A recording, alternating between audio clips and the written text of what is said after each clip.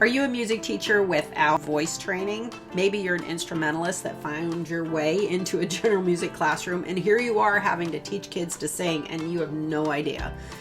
They're just shouting and making these sounds that do not make you happy, do not impress your parents, and definitely don't impress your admin. Well, I am here today to teach you how to teach your kids to sing.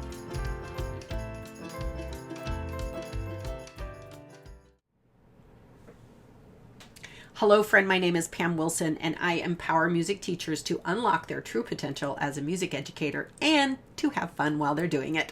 I'm so glad you're here. In today's video, I'll give you a very simple structure to follow to teach your kids about how their voice works and how to create a beautiful tone that is actually on pitch. Remember to check the description. There's lots of links down there of all of the things that I talk about in the video. Now let's get started.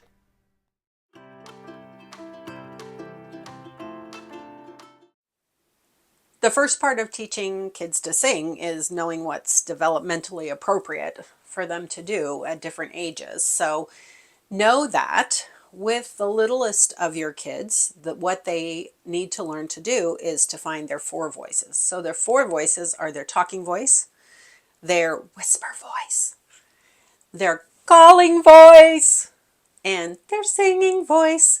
There's a really fun poem from Music Play Online that I do. It's an echo poem. You may know about it, and it goes like this. This is my speaking voice. This is my speaking voice. I use it every day. I use it every day. This is my whisper voice. This is my whisper voice. It's quieter that way. It's quieter that way. This is my calling voice. This is my calling voice. It sounds like a fight. It sounds like a fight. This is my singing voice. This is my singing voice. It sounds just right. It sounds just right. So the kids get to sing that pretty much every day in kindergarten. Once we start really working on our voice, we sing that just about every day until I feel like they're pretty strong on it. We practice it doing a lot of different things. A lot of the songs that we do in speaking voice, we do in whisper voice, we do in calling voice. The kids get to compose and decide what lines are what. That's the way the youngest singers really learn to use their voice. That's where our youngest singers start. They start to just understand, I have a singing voice, I have a speaking voice, I have a whisper voice, I have a calling voice.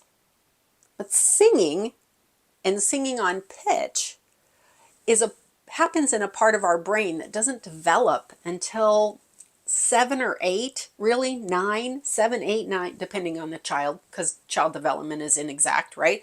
So 7, 8, 9, that's when really we start to have singing on pitch as an expectation. Now, do I have 3-year-olds and 4-year-olds in my preschool that actually sing on pitch? Of course I do. Do you? You probably do as well. Do you have kindergartners that are like ready to go on The Voice or America's Got Talent or whatever? Yes. And are they singing? Yes. Yes.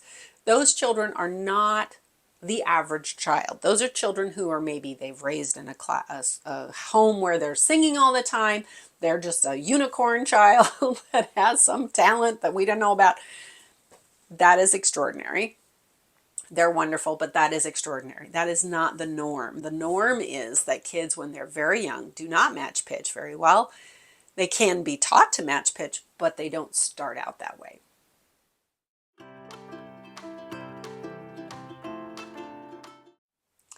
So let's lay some foundation before you actually get to being able to teach kids to match pitch. The first thing that they need to know is, where does their voice live? Their voice lives in their neck. And so every single grade, I teach kindergarten, well, I teach preschool as well, but kindergarten through 6th grade. And every single one, when I start this unit, I have them put their hand on their neck like this and say, oh, there it is.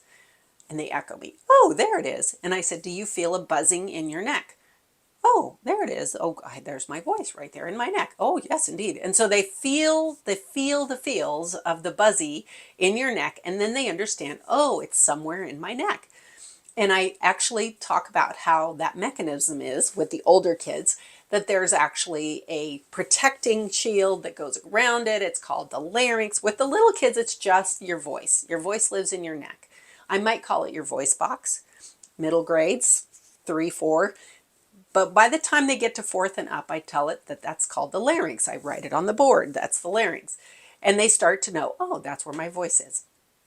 I talk about the vocal cords, that they are two little muscles. They're only about that big, but they look like this if you put them on the side. And everybody does this with me. It's very important to have the kids do it with you. And when you talk or when you sing, they vibrate. And when they vibrate, that means they're making sound. If they're just relaxed, then that means you're not making any sound. And sometimes I just need you to relax your vocal cords. Get the idea? You have a lot of talkers in your class too? I get it. So that's how they actually create the sound, is from our vocal cords with these little teeny tiny muscles.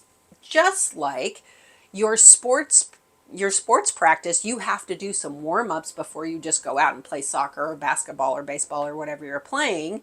Your coach always makes you do warm-ups, right? Well, we also have to warm up our muscles here. So let's do that now. Let's end the video there today, and I'll add some more in the next one. So we talked about expectations for different age groups and what they're actually physically capable of doing at different grades and different ages. Then we talked about where the voice is and starting to get it ready to be really used as a singing instrument. In the next video, I'm going to go more into detail about warming up your voice and the different things that you can do as a warm-up, and then we'll talk about different vocal registers, and we'll talk about different ways to teach kids to match pitch. So that is coming, I promise. Stick around. Don't forget to subscribe so that you definitely get those next videos, and make sure that you know a little bit more about teaching kids to sing well. Thank you so much for watching the video today. Please share it with a friend so that we can all learn.